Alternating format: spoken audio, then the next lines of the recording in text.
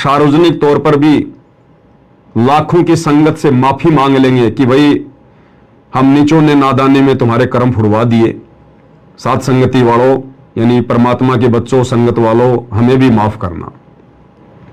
तो परमेश्वर का तो गुण है, स्वभाव है माफ करना।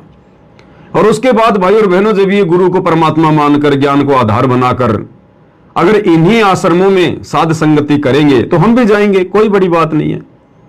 हमारा कोई द्वेष थोड़ी है, कोई मन मुटाव थोड़ी है। अगर ये लोग मुख्य धारा में वापस आ जाएंगे, अपनी गलतियां स्वीकार कर लेंगे और गुरु को परमात्मा मानकर भक्ति करेंगे तो हमारा कोई द्वेष थोड़ी है। हम तो गले लगेंगे इनके, हम तो इन आश्रमों में जा जाके परमात्मा की भक्ति करेंगे, फिर परमात्मा की महिमा करेंगे, परमात्मा का गुणगान करेंगे जब भी समय मिलेगा। बाकी हमारा जो परमानेंट आश्रम है वो तो हमारा घर रहेगा। तो जब ये गए थे तो काफी सैकड़ों की संख्या में भक्तों ने इनका स्वागत किया, इनका समर्थन किया, बड़े खुश हुए कि वाह कजोड़दास जी, वाह, आपने बहुत अच्छा किया, आपने पवन पाखंडी से पीछा छुड़वा लिया, हमें भी बचा लिया। और जब वही कजोड़ जी वापस 2-2.5 साल के बाद विचार विमर्श करके, चिंतन मनन करके, उन आश्रमों में जाकर वहां की सिचुएशन देखकर, वहां की हकीकत देखकर, वहां क्या भक्ति है, कितनी वहां मर्यादा है, कैसे कैसे वहां पर कर्म हो रहे हैं, जब उन तमाम चीजों का ऑब्जर्वेशन करके और जब वही कजोड़ जी वापस साथ संगति में आ गए हैं तो अब मुश्किल से 5 भगत भी उनके समर्थन में नहीं है, 5 भगत भी कि हम वापस साथ संगति में चले जाएं, 5 भगत भी।